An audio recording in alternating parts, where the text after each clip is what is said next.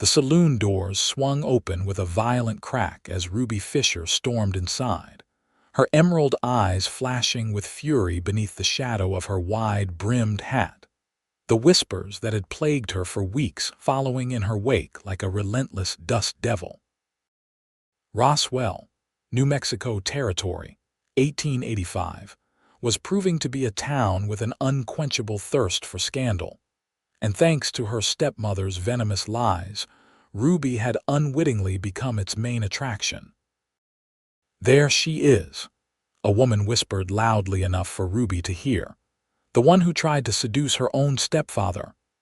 Ruby's spine stiffened as she made her way to the bar, ignoring the sidelong glances and hushed conversations. At 22, she'd endured more than her fair share of hardship, but nothing compared to the malicious campaign her stepmother Vivian had waged against her since her father's death 3 months prior. "Whiskey," she said to the bartender, who hesitated before sliding a glass across the weathered wood. "Your money ain't good here, Miss Fischer," he said, pulling the glass back. "Mr. Holloway's orders." "On what grounds?" Ruby demanded, though she already knew the answer. "We don't serve women of questionable virtue," he replied, not meeting her gaze. Before Ruby could respond, a deep voice cut through the tension like a knife. "The lady asked for a drink, Simmons. I suggest you pour it." Every head in the saloon turned toward the newcomer, a tall, broad-shouldered man with sun-bronzed skin and eyes the color of a summer storm. His dark hair curled beneath his hat, and a week's worth of stubble shadowed his strong jaw. Ruby recognized him instantly. Rhett Abernathy, the rancher who'd purchased the neighboring property 6 months ago. The bartender shifted uncomfortably. "Mr. Abernathy, sir. Mr. Holloway specifically said." "I don't give a damn what Holloway said," Rhett replied, his voice deceptively soft as he placed a silver dollar on the bar. "The lady will have her whiskey, and so will I." Simmons hesitated only a moment longer before pouring 2 drinks. Ruby nodded stiffly at Rhett, unsure whether to thank him or maintain her distance. His unexpected defense surprised her, but experience had taught her to be wary of supposedly gallant men. "I don't need your charity, Mr. Abernathy," she said quietly. A hint of a smile touched his lips. "It's not charity, Miss Fischer. It's common decency, something this town seems to be running short on lately." Ruby took a sip of her whiskey, welcoming the burn that traveled down her throat. "Common decency won't change what people believe about me." "Perhaps not," Rhett agreed, "but the truth might."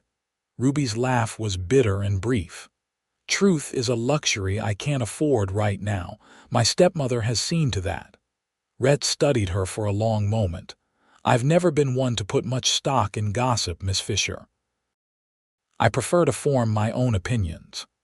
Before Ruby could respond, the saloon doors opened again, and a hush fell over the room. Vivian Fischer glided in, her expensive silk dress rustling with each deliberate step. At 40, she remained strikingly beautiful, with golden hair piled elegantly atop her head and a face that betrayed no hint of her malicious nature.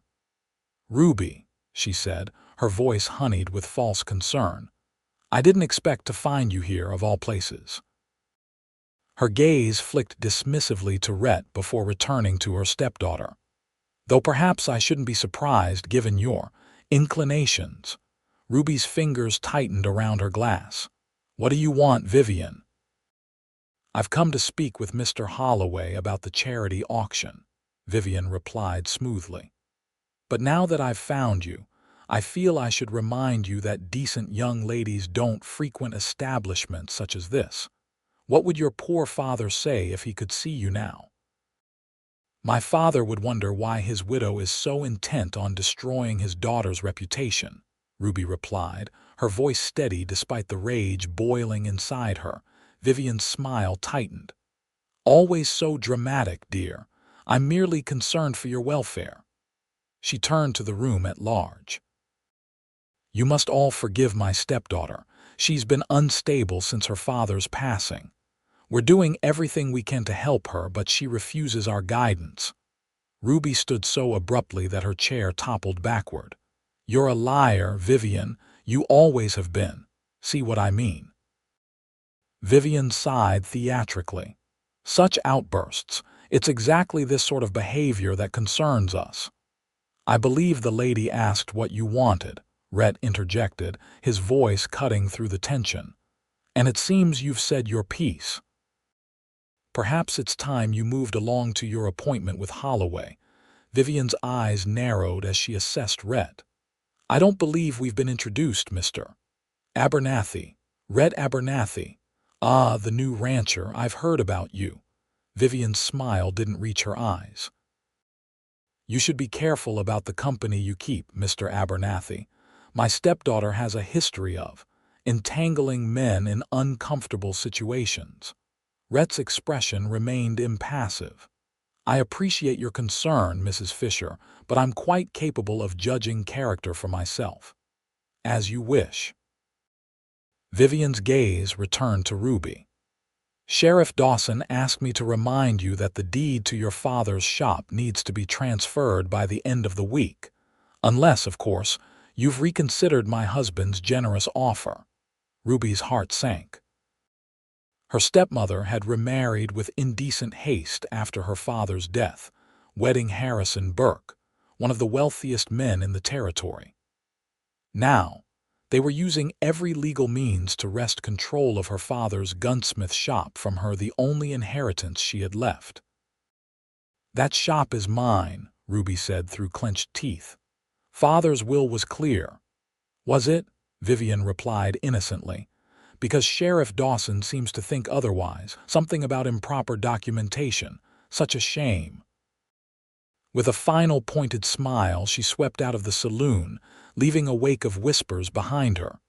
Ruby sank back into her chair, her hand trembling slightly as she reached for her whiskey. "You all right?" Rhett asked quietly. "I'm fine," she lied, downing the rest of her drink in one swallow. "This isn't anything new." Rhett signaled for another round. "How long has she been spreading these rumors about you?" "Since the day after my father's funeral," Ruby replied bitterly. "First it was that I was mentally unstable, then that I had stolen from the shop, then that I had inappropriate feelings for my stepfather." She shook her head in disgust. "As if I could stand the sight of Harrison Burke. The man's been trying to buy my father's shop for years." "And now he's married to your stepmother instead," Rhett observed. "Convenient, isn't it?" Ruby took a smaller sip of her fresh whiskey. "They make a perfect pair. Both of them are vultures." Rhett leaned forward slightly, his voice lowered. "What's so special about your father's shop that they want it so badly?" Ruby hesitated, unsure how much to reveal to this virtual stranger who had unexpectedly come to her defense. But something about Rhett Abernathy's steady gaze made her want to trust him, despite her better judgment. "It's not just a shop," she explained. "It's the best gunsmith business in 3 territories.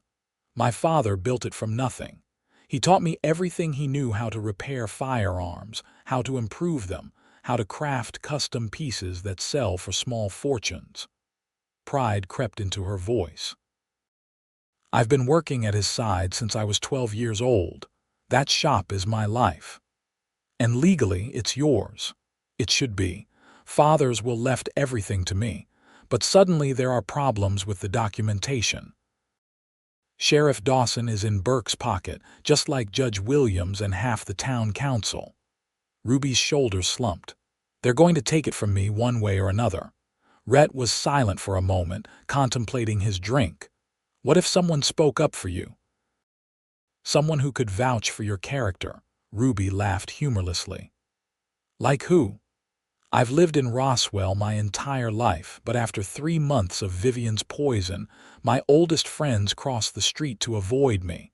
No one wants to stand against the Burkes. They have too much power here." "I'll stand with you," Rhett said simply. Ruby stared at him in disbelief. You barely know me. I know enough, he replied. I know that a woman who's worked her whole life to learn a trade like gunsmithing isn't likely to throw it away on foolish behavior. I know that a person who speaks of their father with such respect isn't likely to dishonor his memory. And I know that your stepmother has the eyes of a rattlesnake about to strike. Despite everything, Ruby felt a smile tug at her lips. You're observant, Mr. Abernathy. Rhett, he corrected gently. And yes, I try to be. My father always said you can tell a lot about folks by watching how they treat others when they think no one important is looking. Ruby nodded, thinking of how Vivian transformed from sweet widow to cunning manipulator depending on her audience. Your father sounds like a wise man. He was, Rhett agreed, a shadow of grief crossing his features before he continued. Miss Fischer, Ruby, she interrupted. If I'm calling you Rhett, then you should call me Ruby, he nodded. Ruby, then, I meant what I said. I'll help you fight for your shop, but first I need to hear your side of the story, all of it. Ruby glanced around the saloon where curious eyes still watched them. Not here. My wagon's outside, Rhett offered. I could drive you home. Ruby hesitated, weighing her options. The prospect of walking home alone, facing more whispers and stares, was hardly appealing. And despite having just met Rhett Abernathy, she found herself wanting to trust him, a dangerous feeling, perhaps, but one she couldn't quite shake. All right, she decided. But I should warn you, being seen with me won't do your reputation any favors. Rhett stood and offered her his arm, his expression determined. Let them talk. I've never much cared what small minds think of me. As they left the saloon together, Ruby was acutely aware of the eyes following them, the hushed conversations that would soon spread throughout Roswell. But for the first time in months, she didn't feel quite so alone in her battle against her stepmother's lies.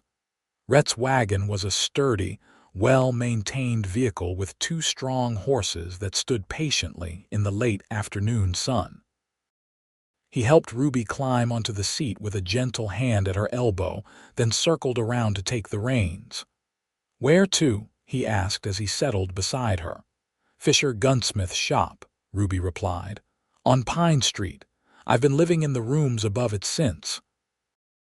She trailed off, not wanting to revisit the painful memory of her father's death. Rhett nodded and set the horses in motion with a click of his tongue.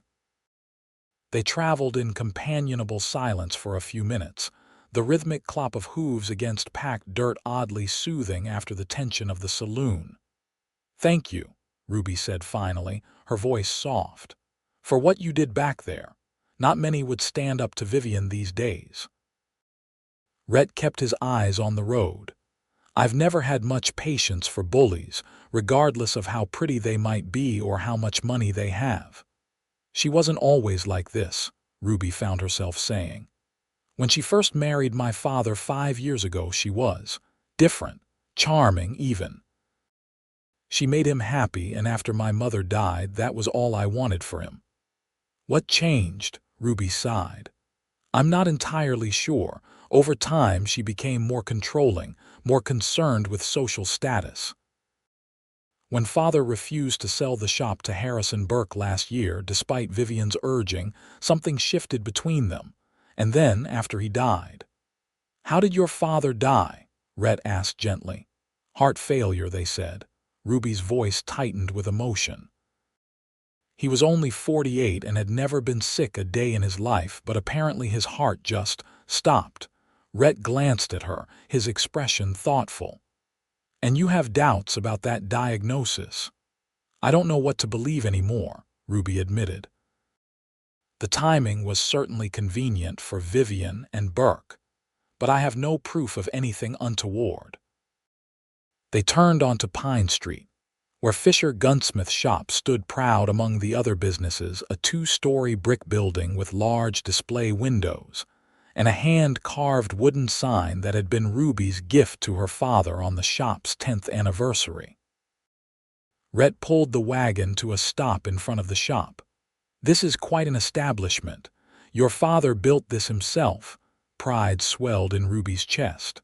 From nothing. He came to Roswell in '65, right after the war, with nothing but his tools and his knowledge. Now, I have customers from as far as Denver and San Francisco. Rhett helped her down from the wagon, his touch respectful but firm. As Ruby's boots touched the ground, she noticed Sheriff Dawson approaching from down the street, his expression darkening when he spotted her with Rhett. "Miss Fischer," Dawson said, tipping his hat with mock politeness. "I see you found yourself a new friend." Ruby straightened her spine. "Sheriff Dawson, have you come about the deed again? Because my answer remains the same. I won't sell to the Burkes." Dawson's smile was cold. "Actually, I'm here on official business. There's been a complaint about inappropriate items being sold from your establishment." "What?" Ruby exclaimed. "That's absurd. We sell firearms, ammunition, and hunting supplies, the same inventory we've carried for 15 years. "Nevertheless, I'll need to inspect the premises," Dawson insisted, his hand resting suggestively on his holster. "Unless you have something to hide." Rhett stepped forward, positioning himself slightly in front of Ruby. "Under whose authority are you conducting this search, Sheriff?" "Do you have a warrant?" Dawson's eyes narrowed. "I don't believe we've met." "Rhett Abernathy. I own the Diamond R Ranch south of town." "Ah, the newcomer." Dawson's tone suggested this was not a positive distinction. "This doesn't concern you, Mr. Abernathy." "This is official business between Miss Fischer and the law." "Then I'll repeat my question," Rhett said evenly. "Do you have a warrant?" Dawson's jaw tightened. "I don't need one when there's reasonable suspicion of illegal activity." "What illegal activity?" Ruby demanded. "Who made this complaint?" "I'm not at liberty to say," Dawson replied, though his smug expression told her everything she needed to know. This was just another of Vivian's tactics, executed through her new husband's influence over the sheriff. "If you're going to search my property without a warrant," Ruby said firmly, "then I want witnesses present. Independent witnesses."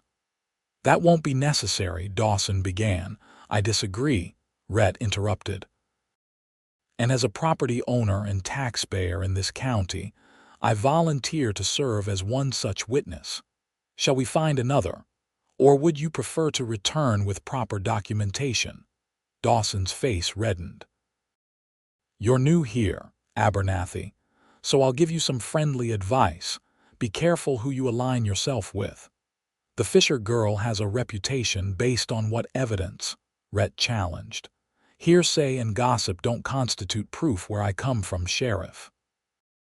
A small crowd had begun to gather, drawn by the confrontation. Ruby recognized Mrs. Landry from the millinery shop next door and old Pete, who ran the livery stable across the street. Both had been friends of her father's, though they'd been avoiding her since the rumors began. Dawson glanced at the growing audience and appeared to reconsider his approach. "Fine. I'll return with the proper documentation. But mark my words, Miss Fischer, one way or another this charade of yours will end. That shop will be in proper hands soon enough." As the sheriff stalked away, Ruby let out a shaky breath. "Thank you. Again. That's twice today you've come to my defense." Rhett turned to face her, his expression grave. "This isn't just about the shop, is it? They're trying to drive you out of town completely." Ruby nodded, suddenly exhausted. "Vivian wants me gone. She always has. I was just an inconvenient reminder that my father had a life before her." She glanced at the curious onlookers who were still watching them. "Would you like to come inside? I could make coffee and, well, I owe you that explanation." Rhett nodded. "I'd appreciate that."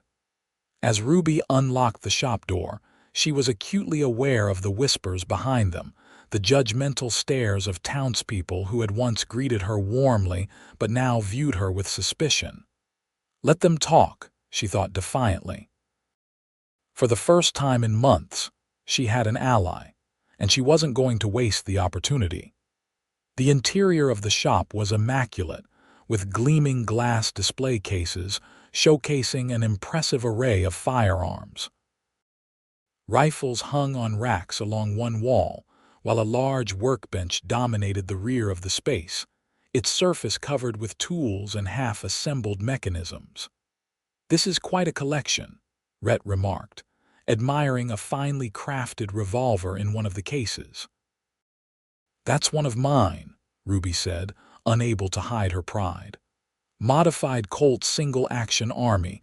I improved the trigger mechanism and added custom grips." She hesitated, then added, "My father always said I had a better eye for detail than he did." Rhett looked up at her with genuine respect. "You made this?" Ruby nodded, unlocking a door beside the workbench that led to a narrow staircase. "The living quarters are up here. It's not much, but it's home." The apartment above the shop was small but comfortable, with a combined kitchen and sitting area, a small bedroom visible through an open door, and a window that overlooked the main street. Ruby busied herself with the coffee pot while Rhett settled at the pine table, removing his hat and placing it beside him. "So," he said when she had joined him with 2 steaming cups, "tell me how all this started. What happened after your father died?" Ruby wrapped her hands around her cup, drawing comfort from its warmth. "It was about a week after the funeral. I was in the shop, trying to catch up on orders. Father had been teaching me the business since I was a child, so I knew how to handle everything. But Vivian came in with Harris and Burke and announced that they were getting married. A week after your father's funeral," Rhett's brow furrowed. "Exactly. I was shocked, of course. Angry. I accused her of disrespecting my father's memory." Ruby's grip on her cup tightened. "She claimed they had been in love for years, that my father knew about their relationship and had given them his blessing." "Did you believe her?" Ruby shook her head emphatically. "Never. My father was an honest man. He would never have tolerated such deception." She took a sip of her coffee. "I told her as much, and that's when she changed. Her entire demeanor, it was like a mask dropping away. She told me that with my father gone, there was no longer any need to pretend she cared about me. And that's when the rumors started, not right away. First, she and Burke tried to buy the shop from me, offered what seemed like a generous sum. When I refused, Burke suggested that I might not be mentally equipped to handle the business on my own, that perhaps the stress of my father's death had affected my judgment."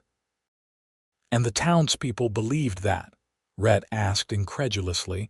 Ruby smiled bitterly. "Burke owns the bank, the mercantile, and has investments in nearly every business in town. When he suggests something, people listen. But that wasn't enough for Vivian. When it became clear I wouldn't sell, the rumors became more personal." She stared into her coffee, struggling to maintain her composure. "She told people I had made advances toward Burke, that I had become unhealthily attached to him after my father's death, that I was mentally unstable, prone to delusions and fits of hysteria. And the townspeople believed her over you." Rhett's voice contained barely controlled anger. "Vivian has always been charming when she wants to be," Ruby explained. "She plays the grieving widow beautifully. And she's careful she doesn't spread the worst rumors directly. She hints, suggests, lets others draw their own conclusions. By the time the stories reached me, they had grown far beyond anything she might have initially implied." Ruby stood abruptly, moving to the window to stare down at the street below. "Within a month, former friends wouldn't speak to me. Customers stopped coming to the shop. The bank called in a loan my father had taken for new equipment." She turned back to face Rhett. "They're suffocating me slowly, cutting off every avenue of support until I have no choice but to sell and leave Roswell." Rhett was silent for a long moment, considering her words. "Have you thought about leaving, starting fresh somewhere else?" "Every day," Ruby admitted. But this shop is all I have left of my father. It's my legacy as much as his, and if I leave, Vivian wins. She gets exactly what she wants. What do you think she wants? Just the shop? Ruby returned to the table, her expression troubled. I don't know. Initially, I thought it was just about the business, it's profitable, and Burke has wanted to add it to his holdings for years. But sometimes I wonder if there's something else, something I'm missing. Rhett leaned forward, his gray eyes intent. What does your instinct tell you? That there's something in this shop that they want, something specific. Ruby shook her head in frustration. But I've been through everything. Every drawer, every ledger, every hidden compartment I know of, and I know them all. If there's something valuable here beyond the business itself, I haven't found it. Rhett nodded thoughtfully. Your father's death, you mentioned it seemed convenient. Do you think a sharp knock at the door downstairs interrupted him? Ruby tensed, her heart racing. That might be Dawson back with his warrant. Let me handle this, Rhett said, rising from the table. If it is the sheriff, he'll have to deal with me first. Together they descended the stairs, Ruby's anxiety growing with each step. When she unlocked the shop door, however, it wasn't Sheriff Dawson who stood there but Thomas Graham, the town's attorney and one of the few people who had remained civil to Ruby despite the rumors. Miss Fischer, Graham said, removing his hat. I apologize for the intrusion, but I've just come from a meeting with Judge Williams that I believe concerns you. Mr. Graham, Ruby replied, stepping aside to let him enter. This is Rhett Abernathy. Graham nodded in acknowledgement before continuing grimly. I'm afraid I have troubling news. Judge Williams has signed an order freezing all business transactions related to Fischer Gunsmith until ownership can be legally determined. Ruby felt as if she'd been struck. What? On what grounds? Harrison Burke has filed a petition claiming that your father verbally promised to sell him the business before his death, Graham explained. He claims to have witnesses who will testify to this effect. That's a lie, Ruby exclaimed. My father would never sell to Burke. Everyone knew they were rivals. Graham looked uncomfortable. Be that as it may, Judge Williams has granted a temporary injunction. You cannot sell any inventory or conduct business until a hearing can be held next week. Rhett stepped forward. This is clearly harassment, Mr. Graham. Surely you can see that. I can see many things, Mr. Abernathy, but my personal opinions don't change the legal reality. Graham turned back to Ruby. I'm sorry, Miss Fischer. I thought you should hear this from me rather than the sheriff. Thank you, Ruby said mechanically, her mind racing. A week without business would be devastating to her already precarious finances. Is there anything I can do? Find those witnesses who can contradict Burke's claim, Graham advised. And be careful. Burke is a powerful man, and he doesn't take defeat gracefully. With a sympathetic nod, he departed, leaving Ruby and Rhett alone in the rapidly darkening shop. Ruby sank onto a stool behind the counter, her legs suddenly unable to support her. They're going to take everything, she whispered. Rhett's expression hardened with determination. No, they're not. Not if I have anything to say about it. What can you possibly do? Ruby asked, despair creeping into her voice.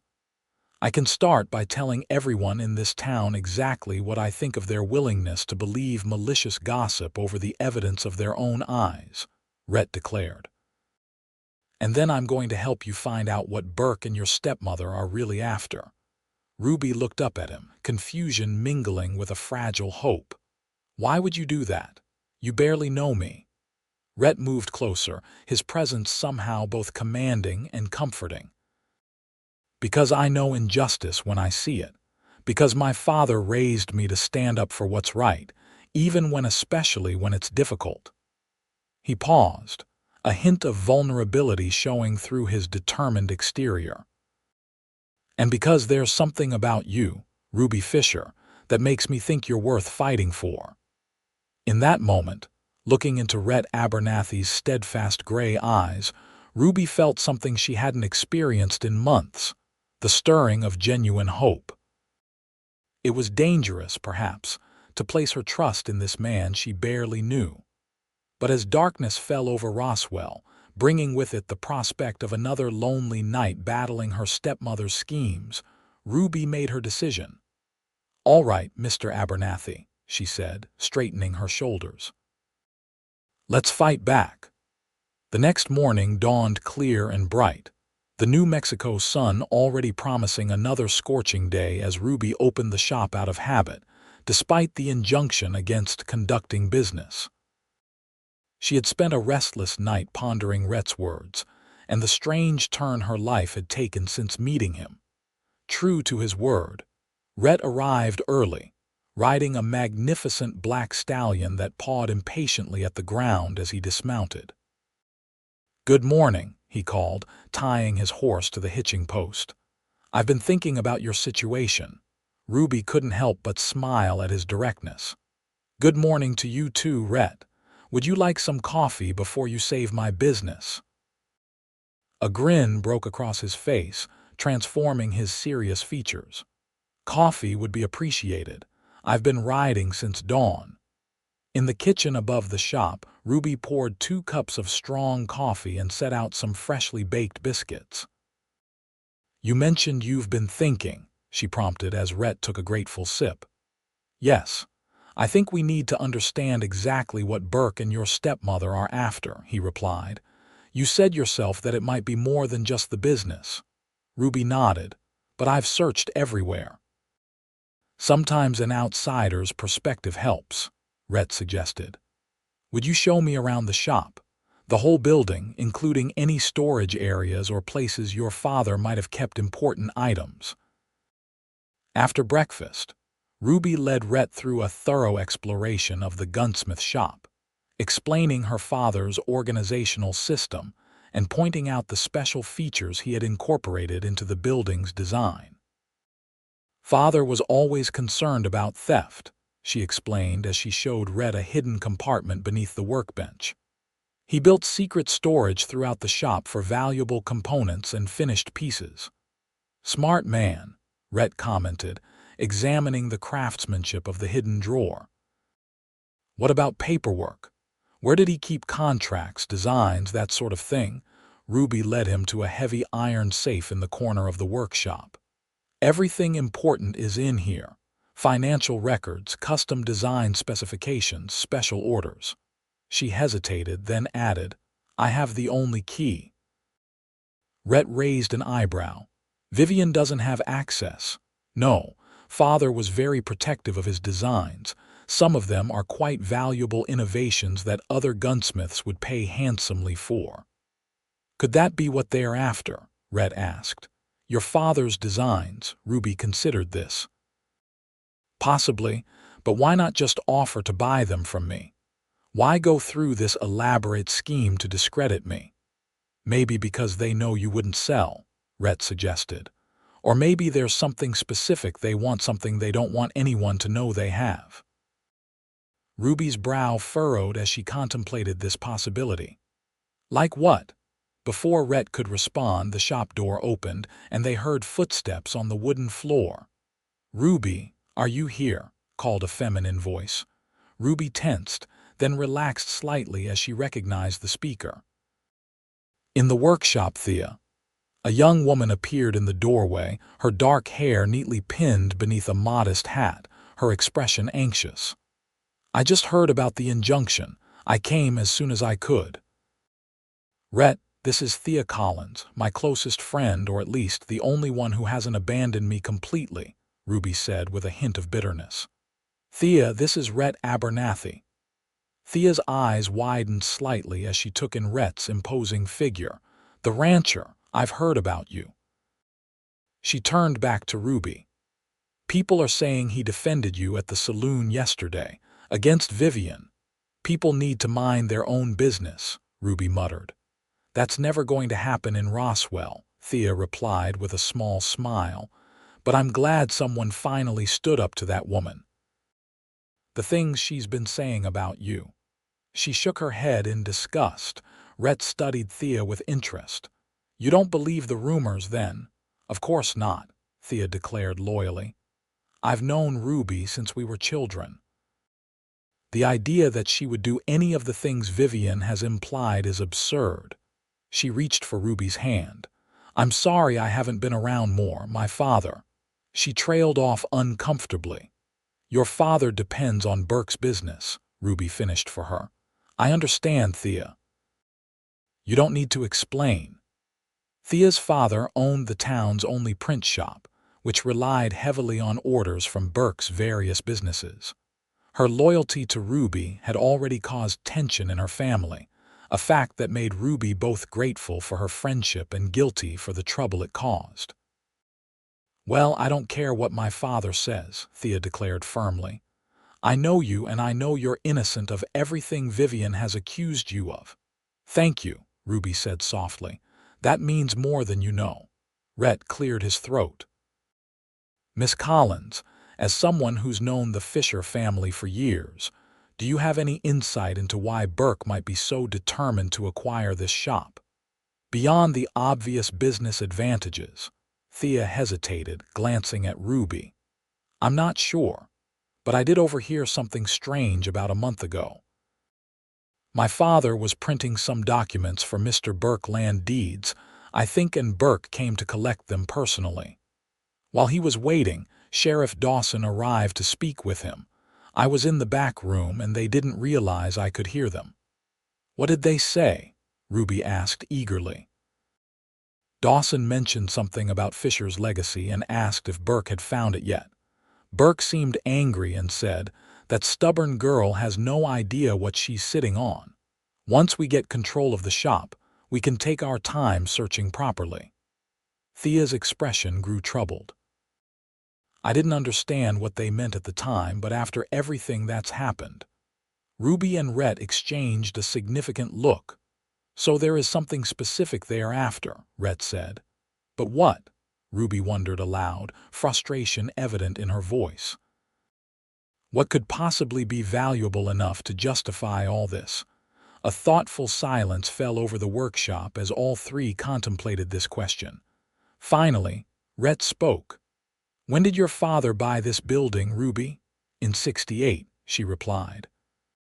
"He rented space for the first few years after arriving in Roswell, then purchased this place when the previous owner decided to move to California." "And who was the previous owner?" Ruby thought for a moment. "A man named Harrington. He ran a general store, I believe." Rhett nodded slowly. "And the building itself, has it always been as it is now, or did your father make changes to it?" "Oh, he made several changes," Ruby answered, beginning to see where Rhett was heading. "He expanded the workshop, added the display area in front, reinforced the floors to support the weight of the heavy equipment." "What about before that?" Rhett pressed. "Do you know the building's history before Harrington owned it?" Ruby shook her head. "Not really. I was very young when we moved in." "I might be able to help with that," Thea offered. "The town records are kept in my father's shop, building histories, property transfers, that sort of thing." "Could you access those records without your father knowing?" Rhett asked. Thea smiled slyly. "Easily. He's completely disorganized. I'm the one who keeps track of everything anyway." "Then that's our first step," Rhett decided. "We need to learn everything we can about this building's history. If there's something hidden here, understanding the building's past might help us find it." As Thea prepared to leave for the print shop, Ruby felt a renewed sense of purpose. For months, she had been on the defensive, reacting to each new attack from Vivian and Burke. Now, with Rhett's help, she was finally taking action. "Be careful," she warned Thea. "If my stepmother discovers you're helping me." "Let me worry about Vivian Fischer," Thea replied confidently. "That woman doesn't scare me." After Thea departed, Ruby turned to find Rhett examining the shop's foundation with keen interest. "What are you looking for?" she asked.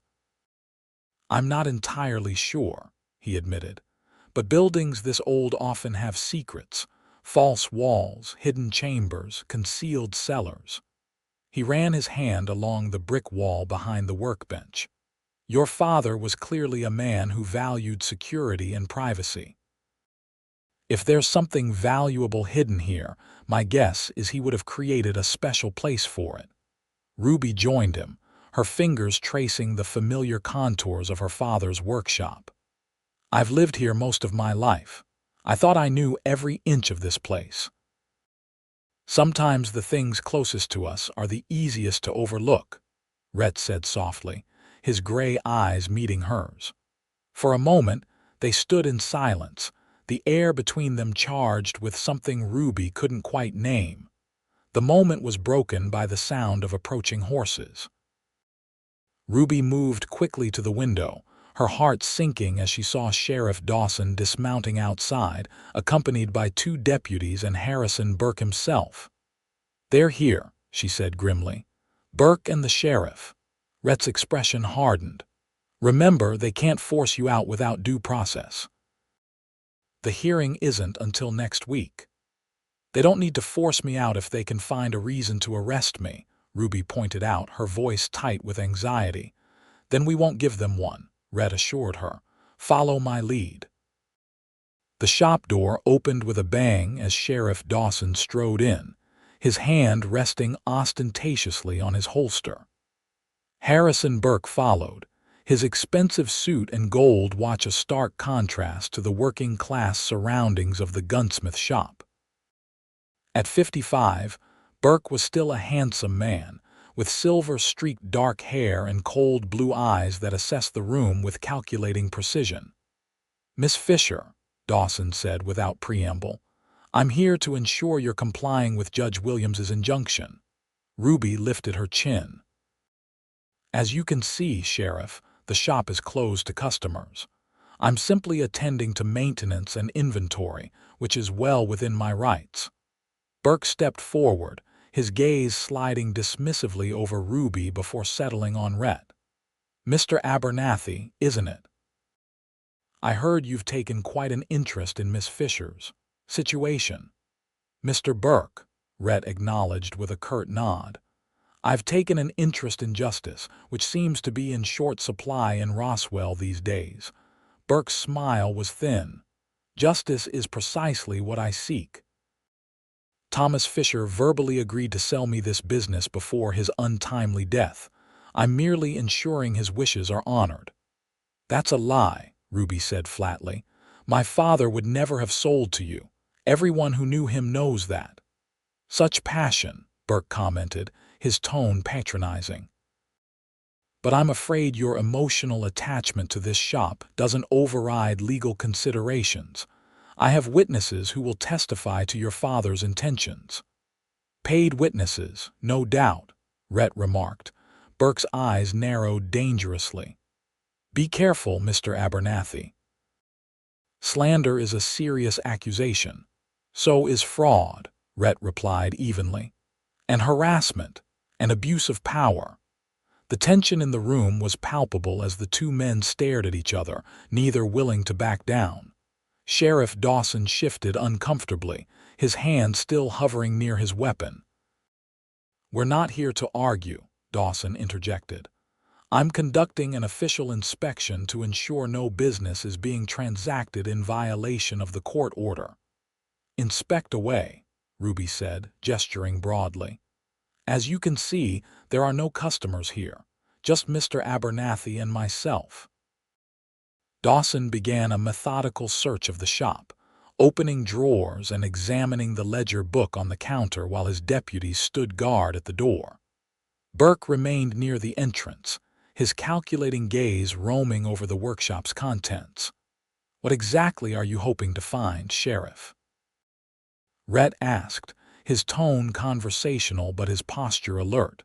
"Surely Miss Fischer's ledger will show whether any sales have been made since the injunction." "I'm thorough, Mr. Abernathy," Dawson replied tersely. "It's part of my job." As the search continued, Ruby noticed Burke paying particular attention to the workshop area, his eyes lingering on the safe in the corner. A cold dread settled in her stomach. Whatever they were looking for, she was increasingly certain it had nothing to do with enforcing the injunction. After nearly an hour of fruitless searching, Dawson finally appeared satisfied that no business had been conducted. "Everything seems to be in order," he announced reluctantly. "For now." Burke's expression betrayed a flicker of frustration before his composed mask returned. "Sheriff, perhaps we should also inspect the living quarters upstairs, to be thorough, as you said." Ruby stiffened. "That's my private residence, Mr. Burke. It has nothing to do with the business operations." "I'm afraid I must insist," Burke replied smoothly. "There could be business records kept there, inventory hidden away." "You need a separate warrant for that," Rhett cut in firmly. "The injunction applies to the business, not Miss Fisher's private home." Dawson hesitated, clearly torn between his desire to please Burke and his awareness of legal limitations. "He's right, Mr. Burke. We'd need specific authorization to search the living quarters." Burke's jaw tightened almost imperceptibly, but he nodded. "Of course, we'll do this properly. No one can accuse us of overstepping our authority." He turned to Ruby, his smile not reaching his eyes.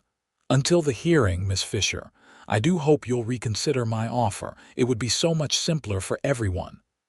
"I won't sell to you, Mr. Burke," Ruby replied steadily. "Not now, not ever." "We'll see," Burke said, his confidence unshaken. "Good day, Miss Fisher, Mr. Abernathy." With a nod to Dawson, he strode from the shop, the sheriff and his deputies following in his wake. When they were gone, Ruby released a shaky breath. "He's going to get that warrant. They'll be back." "Probably," Rhett agreed. "But by then, we might have some answers of our own." He moved to the window, watching as Burke and Dawson rode away. "He's desperate to find something specific. Did you see how he kept looking at that safe?" Ruby nodded. "He wants something my father had. Something valuable enough to justify all this effort. And we're going to find it first," Rhett declared with determination. "Whatever it is, it rightfully belongs to you." As the afternoon stretched into evening with no sign of Thea returning, Ruby's anxiety grew. She paced the small kitchen, occasionally glancing out the window at the darkening street below. "She should have been back by now," she fretted. "What if her father caught her searching the records? What if Vivian somehow found out she was helping us?" Rhett, who had been examining the construction of the ceiling beams, paused to look at her. "Try not to worry. Miss Collins struck me as a resourceful young woman." "She is," Ruby agreed, "but so is my stepmother." As if summoned by their conversation, a knock came at the shop door downstairs. Ruby and Rhett exchanged a wary glance before descending together to answer it. When Ruby opened the door, she found Thea on the threshold, her face flushed with excitement, and a portfolio of papers clutched to her chest. "I found something," she announced breathlessly as she hurried inside. "Something important." Ruby quickly locked the door behind her. "What is it? What took you so long?" "I had to wait until my father left for his meeting with the town council," Thea explained, spreading the papers on the counter. "And then I had to be careful not to be seen copying these records." "But look," she pointed to a yellow document bearing an official seal. "This building wasn't always a general store before your father bought it. From 1850 to 1862, it was a station for the U.S. Army." Rhett leaned in, his interest piqued. "An Army station, here in Roswell." "Not just any station," Thea continued eagerly. "According to these records, it was a paymaster's office during the early territorial period. They dispersed funds to soldiers stationed throughout the region." "A paymaster's office would have needed a secure vault," Rhett mused, his eyes lighting with understanding. Ruby's heartbeat quickened. "A vault? You think there's a vault somewhere in this building?" "It would make sense," Rhett replied. And it would explain why your father chose this particular building for his gunsmith shop built in security for his valuable work. But where would it be? Ruby wondered, her mind racing through possibilities. I've never seen anything like a vault. Thea pulled out another document. According to the Army's specifications, the vault was constructed below ground level with access through the main office floor. The entrance was designed to be concealed when not in use. Ruby stared at the paper, recognition dawning. The workshop. The floor in the workshop has always been slightly uneven in one corner. Father said it was just settling of the building, but... She trailed off, already moving toward the workshop with newfound purpose. The three of them crowded into the workshop, where Ruby indicated a section of wooden flooring near the brick wall. Here. This area has always felt different underfoot. Rhett knelt to examine the planks, running his hands over the surface.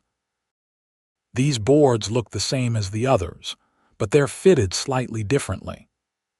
He pressed experimentally at various points until a soft click sounded, and one edge of a section of flooring rose slightly. A hidden spring mechanism, he murmured appreciatively, carefully lifting the camouflage trapdoor to reveal a set of narrow stone steps descending into darkness.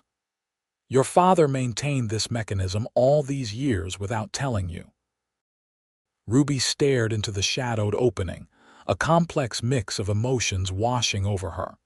He must have had his reasons. She moved to a cabinet and retrieved a lantern, lighting it with steady hands despite her inner turmoil. Let's see what secrets my father kept. Rhett insisted on going first, taking the lantern and carefully navigating the steep stairs while Ruby and Thea followed closely behind. The air grew cooler and mustier as they descended into a small chamber with rough stone walls. Against the far wall stood a massive iron door, unmistakably a vault.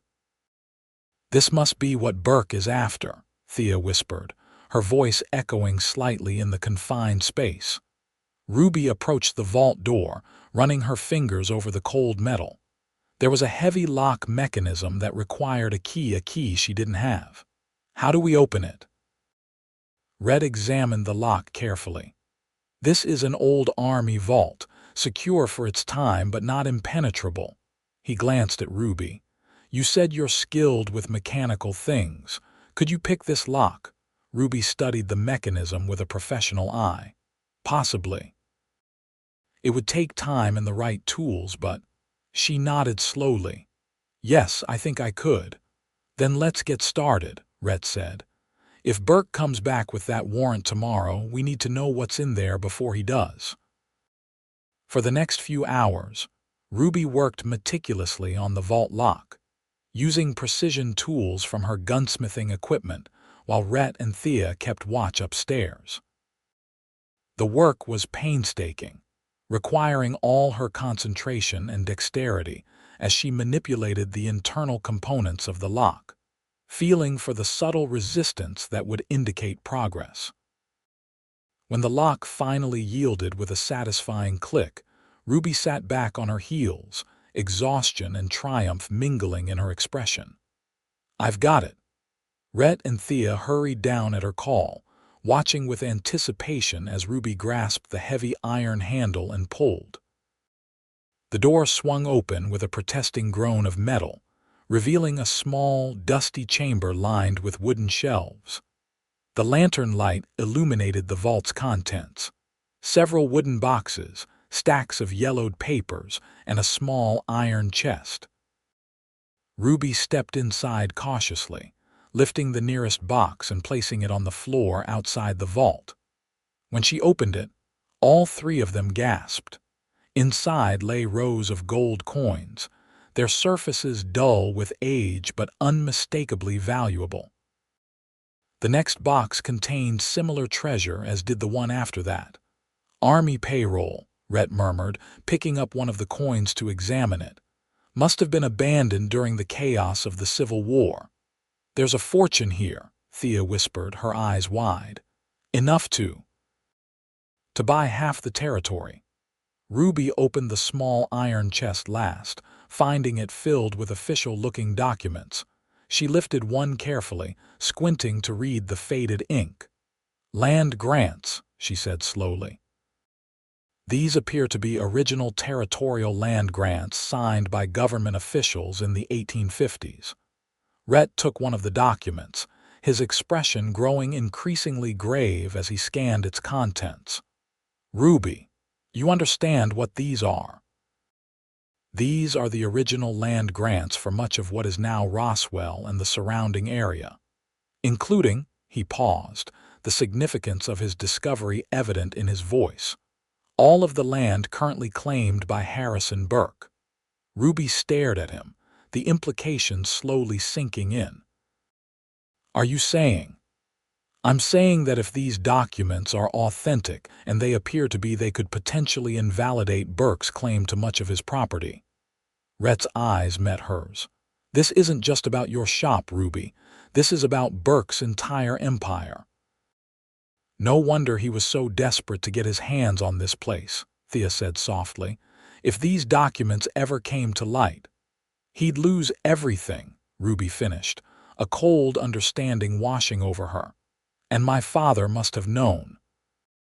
That's why he never told me about the vault he was protecting me." Rhett nodded grimly. "Your father discovers an abandoned army vault when he buys the building. Inside, he finds not only a fortune in gold but documents that could destroy the most powerful man in the territory. He keeps the secret, perhaps planning to use the information if necessary, but then dies suddenly before he can tell you. And Vivian somehow learns about it, either from my father before his death or by discovering evidence of the vault afterward," Ruby continued, the pieces falling into place. "She allies herself with Burke, marries him after my father's convenient death, and they begin their campaign to force me out and take control of the building. The question now," Rhett said soberly, "is what we do with this information." Ruby looked at the wealth spread before her, gold that technically belonged to the U.S. government and documents that could reshape the power structure of the entire region. The weight of the decision pressed on her like a physical burden. "We need to think carefully," she said finally. "These documents could give us leverage against Burke, but using them means revealing the vault's existence, which means surrendering the gold to the authorities. And potentially facing questions about why your father kept it hidden all these years," Rhett added. The three of them fell silent, each contemplating the complex moral and practical considerations of their discovery. Finally, Ruby began carefully repacking the boxes. "We need time to think, to plan our next move," she decided. "For now, let's keep this discovery between us. The hearing isn't until next week. We have a few days to determine the best course of action." As they ascended the stairs and carefully concealed the trapdoor once more, Ruby felt simultaneously burdened and liberated by their discovery. She finally understood what was driving her stepmother's ruthless campaign against her, and with that understanding came power. But with power came responsibility. And as Ruby looked at Rhett's thoughtful face in the lamplight, she realized that the path ahead would require not only courage but wisdom. The battle for her father's legacy had suddenly become much more complicated than a simple fight for a gunsmith shop. That night, after Thea had gone home with promises to return the next day, Ruby and Rhett sat in her small kitchen, discussing their options in low voices despite being alone. "You could simply take some of the gold and leave," Rhett suggested, though his tone indicated he already knew her answer. "Start fresh somewhere far from Vivian and Burke's influence." Ruby shook her head firmly. "That gold isn't mine to take, and running away would mean abandoning everything my father built, everything he stood for." She wrapped her hands around her teacup, drawing comfort from its warmth. "No, I need to stay and fight, but I want to do it honorably." Rhett smiled slightly, a hint of admiration in his eyes. I expected nothing less from you. What would you do if you were in my position? Ruby asked, genuinely curious about his perspective. Rhett considered the question seriously. I'd use the documents as leverage, but not for personal gain. I'd use them to force Burke to withdraw his claim to your shop and to stop his campaign against your reputation. He paused, his gray eyes meeting hers directly. But I'd also ensure the gold was returned to its rightful owner, the government. It's the honest thing to do. Ruby nodded slowly. That's what my father would have wanted. He wasn't a thief. He must have had reasons for keeping the vault secret, but I can't believe he intended to keep the gold permanently. Perhaps he was waiting for the right time to report it, Rhett suggested. Or perhaps he was concerned about what would happen to the documents if the vault was discovered. The land grants, Ruby mused. They could cause chaos if revealed publicly. Land that's been bought and sold for decades suddenly called into question. Exactly. Your father might have been protecting the community as much as anything else. Their conversation was interrupted by a soft knock at the door downstairs, a hesitant, almost furtive sound that immediately put them both on alert. It was well past 10 o'clock, too late for ordinary visitors.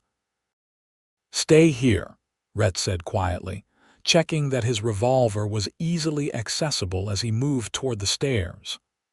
I'm coming with you, Ruby insisted, grabbing a small derringer from a drawer, one of her own custom designs, compact but deadly accurate at close range.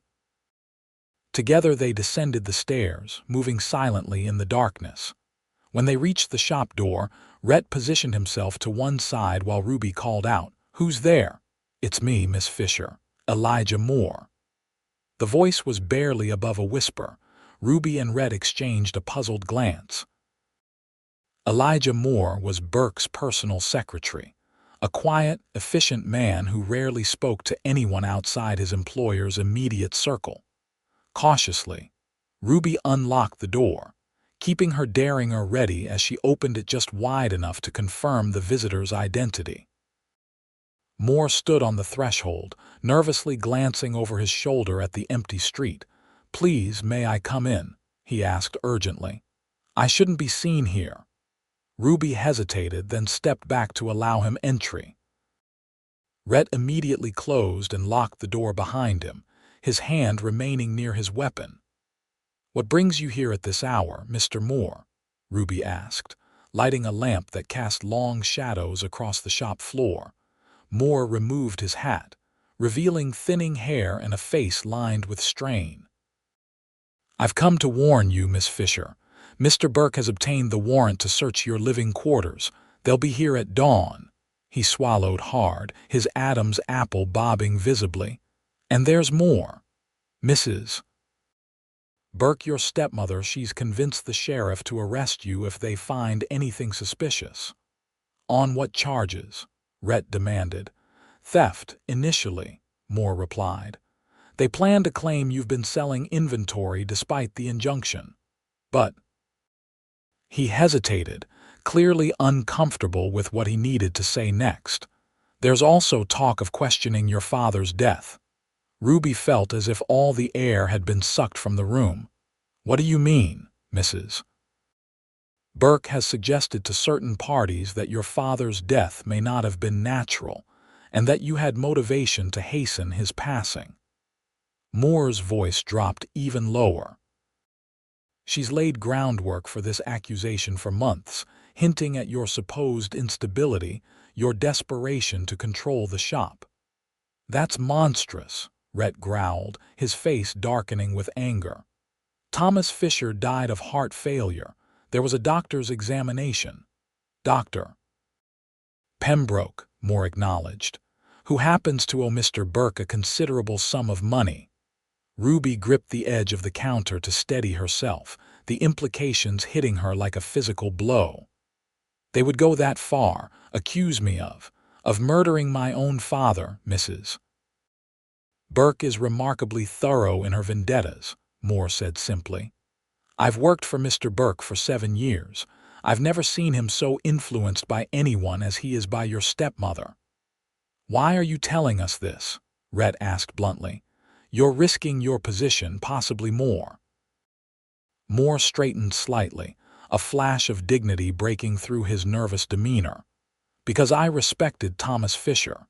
He was an honest businessman in a territory that has too few, and because—" He hesitated before continuing, "because I know what Mr. Burke is capable of. I've helped him destroy other competitors, other lives. But this framing an innocent woman for murder, I cannot be part of it." Ruby studied Moore's face, seeing the genuine distress in his eyes. "Thank you for the warning, Mr. Moore," he nodded, already moving back toward the door. "They'll be here at dawn. Whatever you need to do, whatever you need to protect, you have until then." With those parting words, he slipped out into the night, the soft click of the lock behind him seeming unnaturally loud in the silent shop. Ruby turned to Rhett, her mind racing. "We don't have much time." Rhett's expression was resolute. "Then we need to move now. Get whatever personal items you can't bear to leave behind. I'll bring my wagon around to the back of the building." "Where are we going?" "To my ranch. It's the safest place for you right now. Once you're secure, I'll go to the territorial judge in Santa Fe. He's an honest man who owes me a favor. With these documents as evidence, we can get a legal order to stop Burke and your stepmother." Ruby hesitated, torn between the need to flee and her reluctance to abandon her home. "What about the gold, the documents?" "We'll take the most important documents with us," Rhett decided. "As for the gold, it's safer where it is for now. Burke doesn't know exactly what he's looking for or where it is. By the time he figures it out, we'll have legal protection in place." The decisiveness in his voice steadied Ruby. She nodded and hurried upstairs to gather her most precious possessions: her father's pocket watch, her mother's locket, the journal containing her own gunsmith designs, and a few essential clothing items. Everything else, she realized with a pang, might be lost to her forever once she fled. When she returned downstairs, Rhett had already retrieved the most damning land grant documents from the vault and carefully resealed the hidden entrance. He had also packed her most valuable tools and a selection of completed custom firearms that represented her finest work. "Your legacy," he said simply when she looked at him questioningly. "These prove your skill. No matter what happens here, you'll be able to start again." The thoughtfulness of his actions touched Ruby deeply. In the midst of crisis, this near stranger had thought not just of her immediate safety but of her future, her identity as a craftswoman. "Thank you," she whispered, unable to fully express her gratitude. Rhett's wagon appeared at the back entrance, and they swiftly loaded their precious cargo. As Ruby took one last look at the shop that had been her home for most of her life, a profound sadness washed over her, tempered by the steel of her resolve. "We'll be back," Rhett promised, seeming to read her thoughts. "This isn't surrender, it's strategy." Ruby nodded, forcing herself to turn away from the darkened windows of her father's legacy. "Let's go." The journey to Rhett's ranch passed in tense silence, both of them alert for any sign of pursuit. The pre-dawn darkness shrouded the landscape in shadow, the wagon's passage marked only by the soft creak of wheels and the rhythmic breathing of the horses. As the eastern sky began to lighten with the first hint of approaching dawn, Ruby caught her first glimpse of the Diamond R Ranch, a sprawling property nestled in a valley with a handsome two-story house, substantial barn, and various outbuildings. Even in the dim light, she could see it was well maintained, a testament to Rhett's industry and care. "It's beautiful," she said softly as they approached. "It's home," Rhett replied simply. "My father and I built it together after we came west." A shadow of old grief crossed his face briefly. "He died 2 years ago, heart failure like your father." Ruby looked at him with new understanding. That's why you've helped me, isn't it? You see something of your own story in mine. Perhaps, Rhett acknowledged, but there's more to it than that. He glanced at her, something unspoken in his gaze before turning his attention back to guiding the wagon toward the house. A lantern flickered to life on the porch as they approached, and an older man stepped outside, rifle ready but held non-threateningly. "It's me, Caleb," Rhett called out. The man immediately lowered his weapon.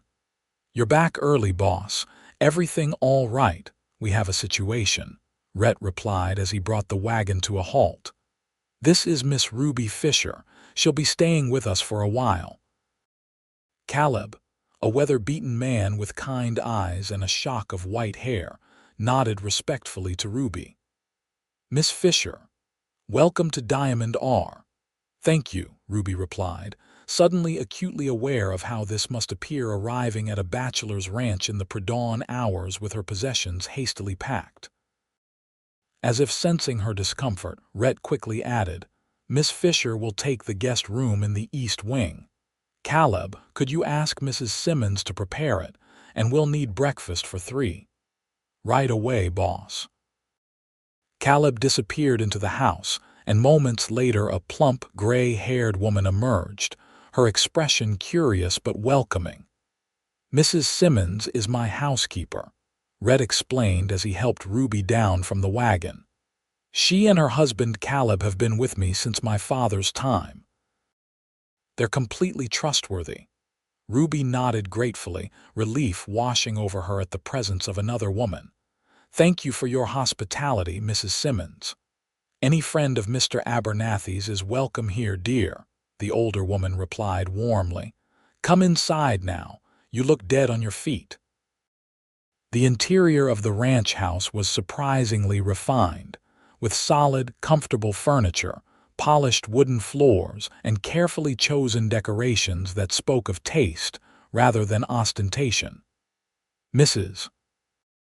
Simmons led Ruby to a pleasant bedroom with large windows overlooking a garden that would be beautiful in daylight. "Rest if you can, dear," the housekeeper advised. "I'll bring some hot water for washing, and there'll be breakfast when you're ready." Left alone, Ruby moved to the window, watching as the first rays of sunlight touched the distant mountains. By now, Burke and the sheriff would be at her shop, finding it empty, perhaps already beginning their search for the hidden vault. The thought brought a mixture of anxiety and grim satisfaction they might take her home, but they wouldn't find what they were truly seeking. A soft knock at the door roused her from her thoughts. Mrs. Simmons entered with a steaming pitcher of water and fresh towels. "Mr. Abernathy asked me to give you this as well," she said, placing a small revolver on the bedside table. "He said you'd know how to use it." Ruby smiled faintly. "Yes, I certainly do. Thank you, Mrs. Simmons." When the housekeeper had gone, Ruby washed away the dust of their journey and changed into fresh clothes, grateful for the small comforts that helped restore her sense of dignity. The revolver she examined with professional interest. It was one of her own designs, a piece she had sold several months ago to an anonymous buyer. Apparently, that buyer had been Rhett. Feeling somewhat restored, she made her way downstairs, following the scent of coffee and bacon to a bright dining room where Rhett sat at the table, studying the land grant documents they had brought from the vault. He looked up as she entered, his face lighting with a smile that sent an unexpected warmth through her. "You look better. Did you get any rest?" "Not yet," Ruby admitted, accepting the coffee Mrs. Simmons poured for her. "Too much on my mind." Rhett nodded in understanding. "I've been studying these documents. They're even more significant than I initially thought. These grants don't just affect Burke's property, they impact half the influential families in the territory." Ruby sipped her coffee, considering the implications. "No wonder my father kept them hidden. Revealing them could throw the entire region into chaos." "Exactly." Rhett spread one of the documents on the table. but used carefully, just the ones pertaining to Burke's main holdings, they give us powerful leverage. What's your plan? Ruby asked. I'll leave for Santa Fe immediately after breakfast, Rhett replied. Judge Harrington is a man of integrity. With these documents and your testimony, we can get an injunction against Burke and possibly even a warrant for his arrest if we can prove he knowingly pursued fraudulent land claims. And Vivian, what about her accusations against me? Rhett's expression hardened. If she suggested your father's death was anything but natural, that's slander of the most serious kind. Without evidence, she'll find herself facing legal consequences of her own. Ruby stared into her coffee cup, her thoughts tumultuous. It won't be easy. They're powerful, connected. Even with these documents, they could fight us for years. Then we'll fight for years, Rhett said simply. Some things are worth fighting for. His unwavering support moved Ruby deeply. In the midst of losing everything familiar, she had somehow found an ally whose determination matched her own. Why? She asked softly. Why are you doing all this for me? Rhett was silent for a long moment, his gray eyes searching hers.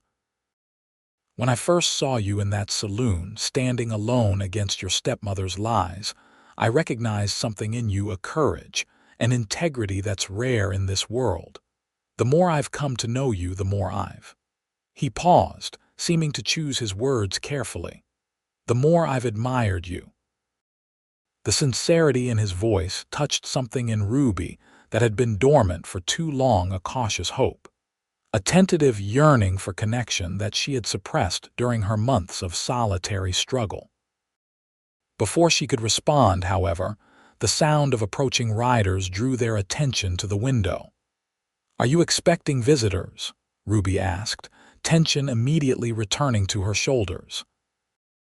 Rhett was already on his feet, moving to the window with the fluid grace of a man accustomed to potential danger. His expression relaxed slightly as he recognized the approaching party. It's Thea Collins, with two others, a man and a woman I don't recognize. Ruby joined him at the window, relief washing over her as she identified the riders.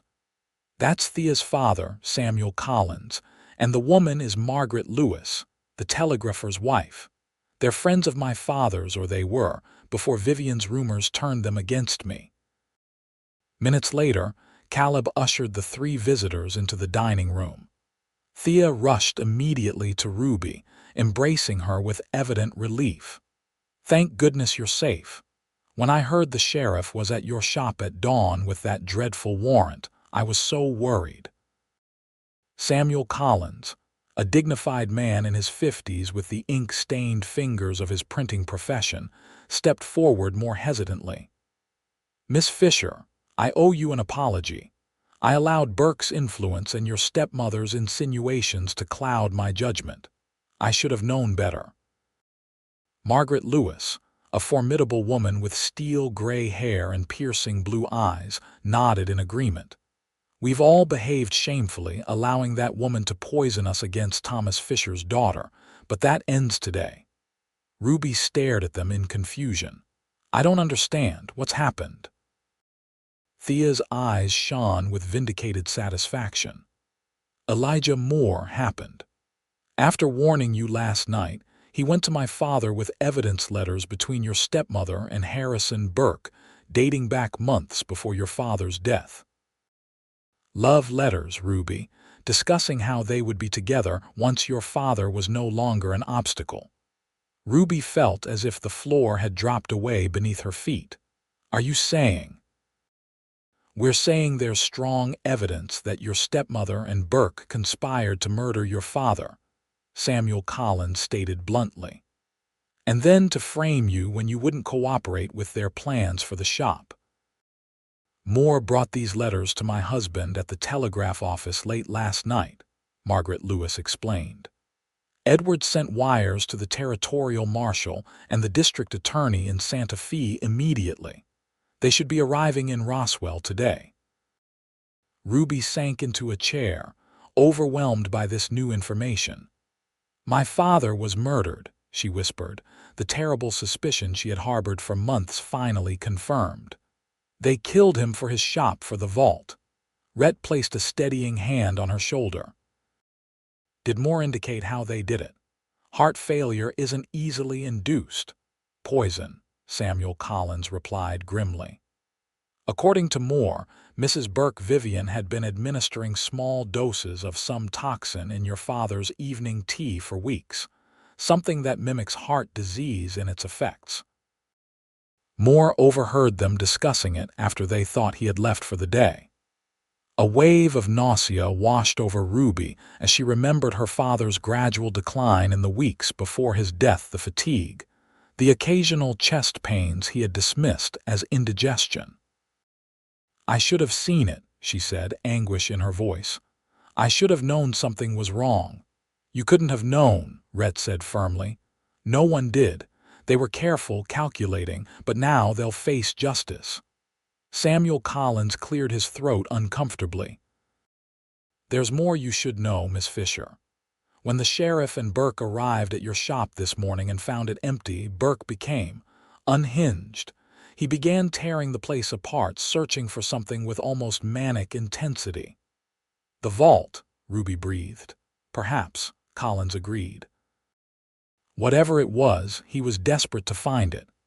When Sheriff Dawson suggested they might need more men to continue the search properly, Burke struck him, in front of witnesses. He struck the sheriff? Rhett asked incredulously. Margaret Lewis nodded. Knocked him unconscious with a paperweight from the counter. Then he started ripping up floorboards, breaking into display cases. It took 3 men to subdue him. He's been locked in a cell since dawn, raving about hidden treasures and documents that would destroy him. And Vivian? Ruby asked. My stepmother. A grim smile touched Margaret's lips. Arrested attempting to flee town with a substantial amount of cash and jewelry. Edward's last wire indicated she's being held pending the arrival of the territorial marshal. The enormity of these developments left Ruby speechless. In a matter of hours, the powerful enemies who had seemed untouchable were now in custody, their crimes exposed. She should have felt triumphant, vindicated, and part of her did.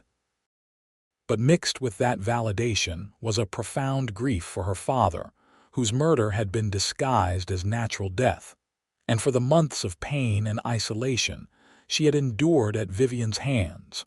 Rhett seemed to sense her complex emotions. Mr. Collins, Mrs. Lewis, your news changes our immediate plans. Instead of traveling to Santa Fe, we should return to Roswell to speak with the authorities when they arrive. And to secure the shop, Ruby added, finding her voice again.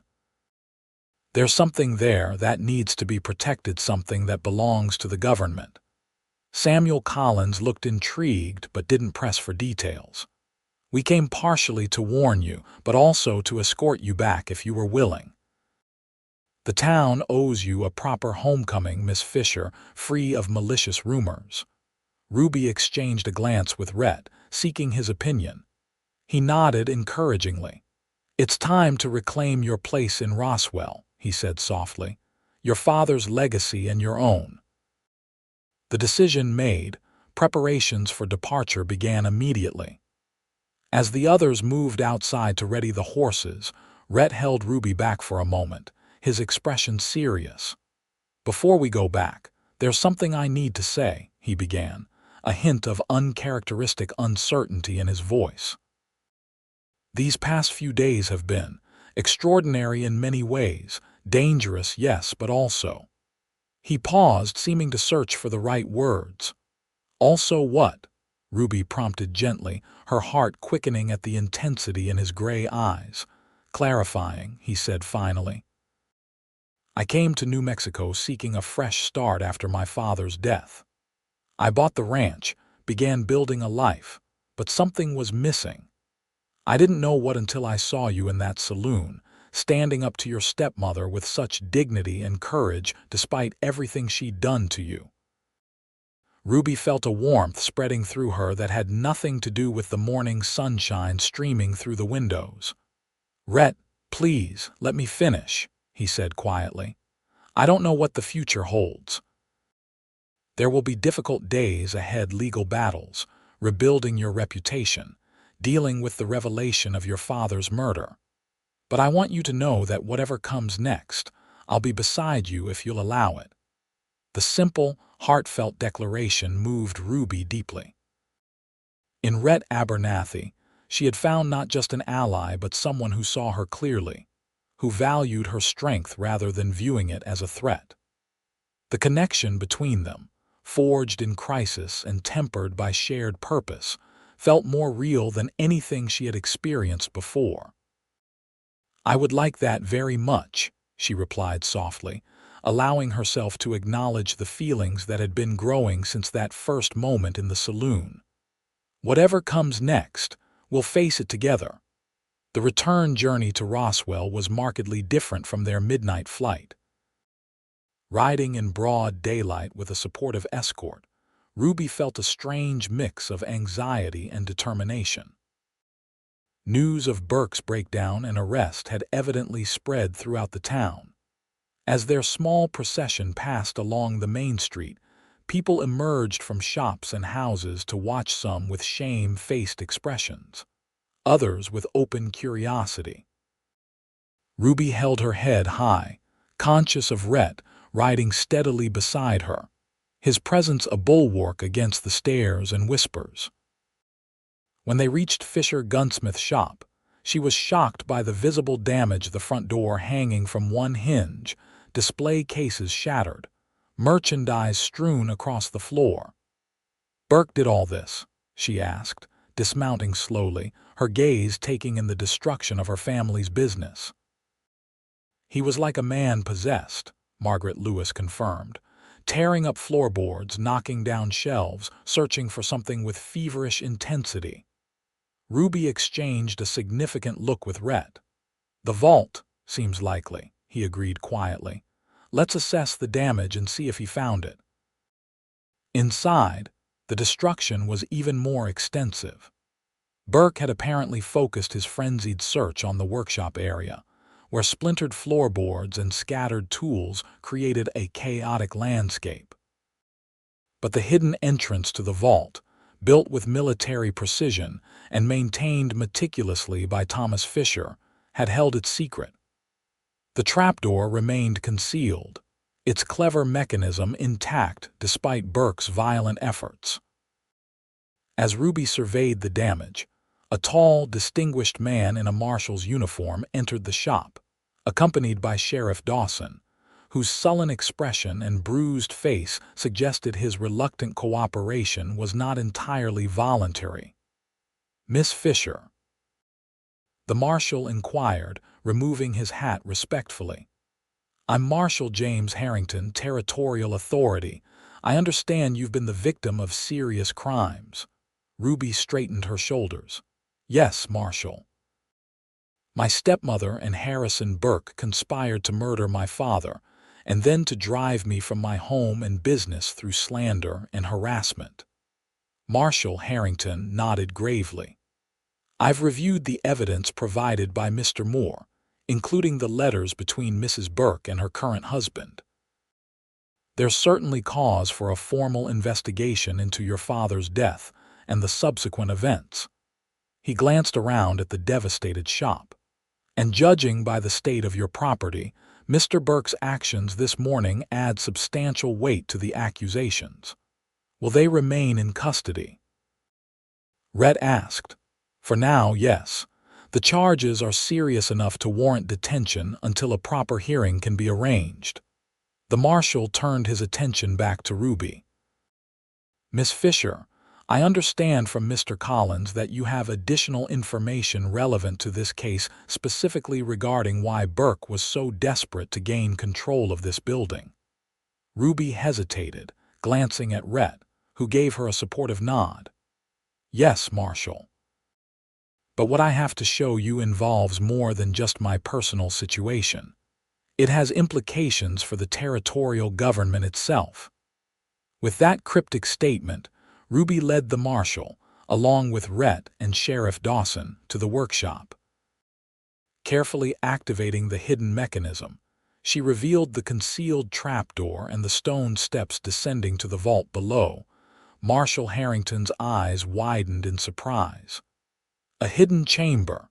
How long has this been here? Since the building was a military paymaster's office in the 1850s, Ruby explained, lighting a lantern to illuminate their way. My father discovered it when he purchased the property. What's inside explains why Burke was willing to commit murder to obtain it. The marshal's astonishment only grew as Ruby opened the vault door and revealed its contents, the boxes of gold coins and the remaining land grant documents. As she explained the significance of their discovery, particularly the implications of the original land grants for Burke's property holdings, understanding dawned on the lawman's face. "This is why he was so desperate," Harrington murmured, examining one of the official documents. These grants could invalidate his claim to half his empire. He looked up at Ruby with newfound respect. "And your father kept this hidden all these years. Why didn't he report it?" Ruby shook her head. "I don't know his exact reasoning, Marshal. He never told me about the vault. But knowing my father, I believe he was concerned about the chaos these documents might cause if revealed improperly. Land that's been bought and sold for decades suddenly called into question. It could destroy innocent families along with guilty ones like Burke." "A wise concern," Harrington agreed. "This will require careful handling at the highest levels of territorial administration." He carefully replaced the document. "Miss Fischer, I commend your honesty in revealing this. Many might have been tempted to take the gold and disappear." "It isn't mine," Ruby said simply. "It belongs to the government, as do the documents. I only ask that when decisions are made regarding the land grants, consideration be given to those who purchased property in good faith, without knowledge of any irregularities in the chain of ownership." The marshal nodded. "A reasonable request. I'll ensure it's conveyed to the governor along with my report." He straightened, his decision made. "I'll post guards here until proper arrangements can be made for the transfer of these materials. In the meantime, Miss Fischer, I'll need a formal statement from you regarding your stepmother and Mr. Burke's activities." As they ascended from the vault, Marshal Harrington turned to Sheriff Dawson, whose expression had grown increasingly uncomfortable throughout their exploration. "Sheriff, I believe we should discuss your role in these events. Your cooperation with the territorial investigation will be noted when determining whether you face charges for abuse of authority." Dawson paled visibly. "I was just following orders, Marshal." "Burke has a lot of influence in this town." "That excuse has never carried much weight with me, Sheriff," Harrington replied coldly. "We'll continue this discussion at your office." He turned back to Ruby. "Miss Fischer, if you could come by later today to provide that statement." "Of course, Marshal," Ruby agreed. After Harrington and the chastened Dawson departed, Ruby surveyed her devastated shop with a mixture of sadness and determination. "It will take weeks to repair all this damage," she sighed. "You won't have to do it alone," Rhett assured her, placing a gentle hand on her shoulder. "I suspect you'll find many in Roswell suddenly eager to make amends for their treatment of you." As if to prove his point, the shop door opened to admit Samuel Collins and several other townsmen, including the blacksmith, the livery stable owner, and even Mr. Simmons from the saloon. "Miss Fischer," Collins began, acting as spokesman for the group, "we've come to offer our assistance in restoring your shop. It's the least we can do after failing to stand by you these past months." Tears pricked at Ruby's eyes, but she blinked them away, unwilling to show weakness even in this moment of vindication. "Thank you. I would appreciate the help."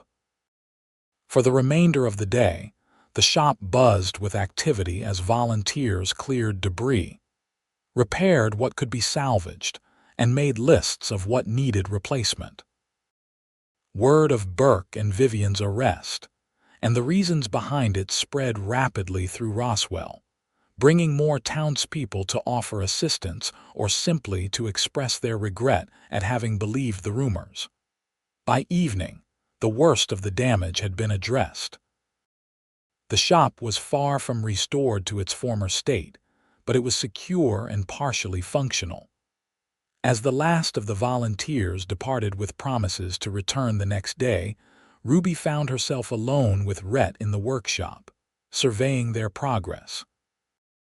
"It's a start," she said, leaning against the workbench in exhaustion. "A week ago, I wouldn't have believed any of this possible." Rhett studied her with warm appreciation. "A week ago, you were fighting this battle alone. Now the whole town knows the truth." "Thanks to you," Ruby pointed out. "If you hadn't defended me that day in the saloon, I might have given up entirely." "I doubt that," Rhett countered with a smile. "You're not the type to surrender, Ruby Fischer. It's one of the many things I admire about you."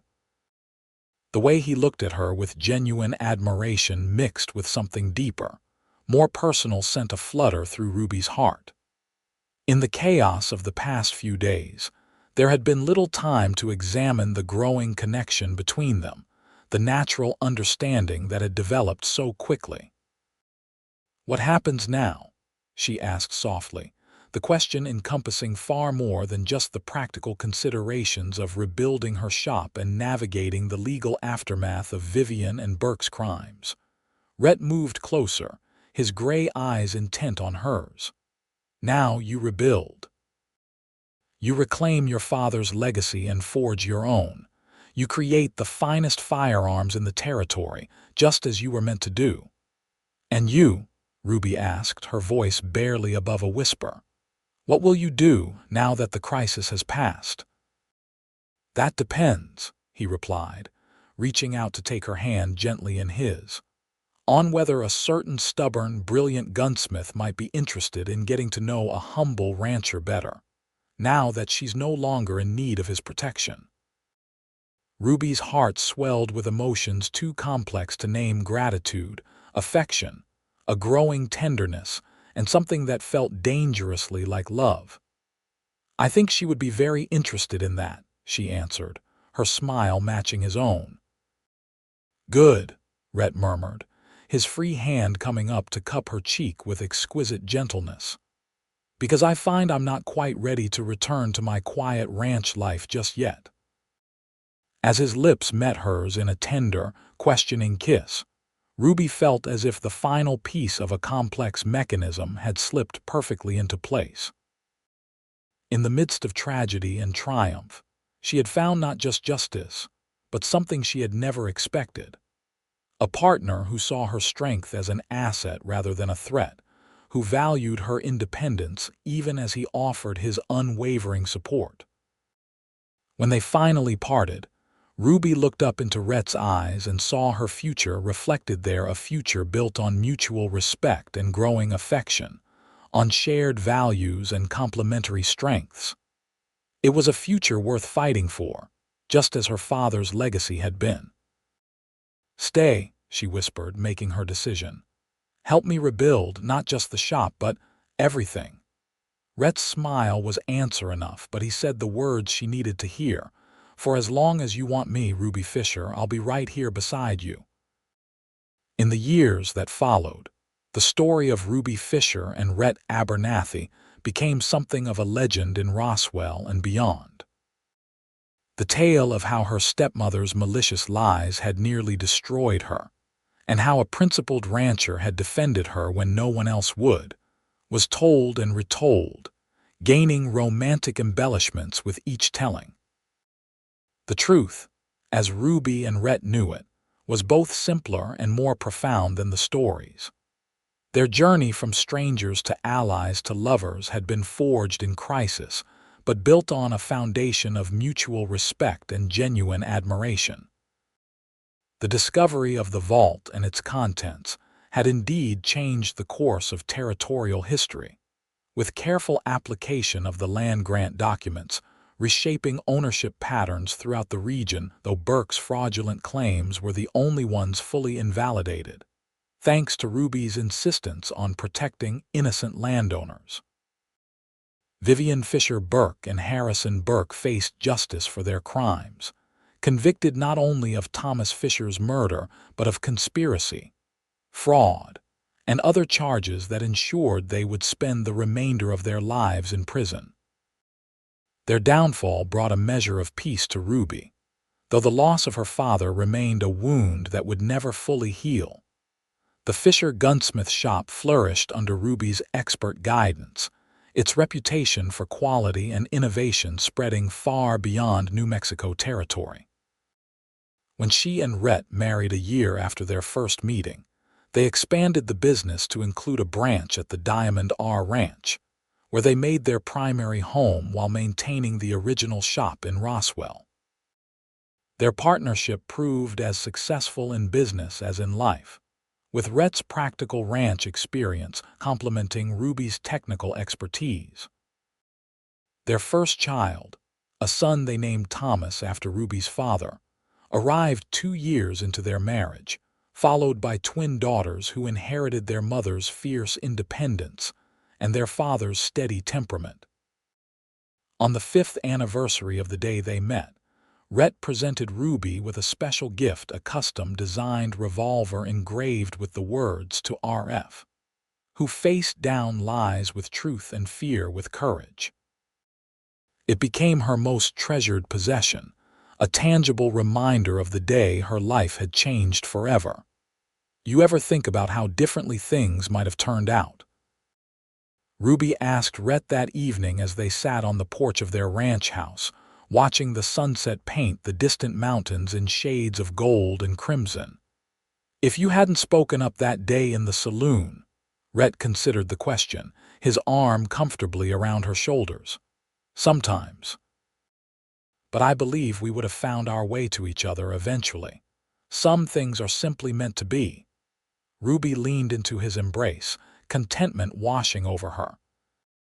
From the darkest period of her life had come her greatest happiness, a loving husband, beautiful children, a thriving business, and a reputation built on truth rather than lies.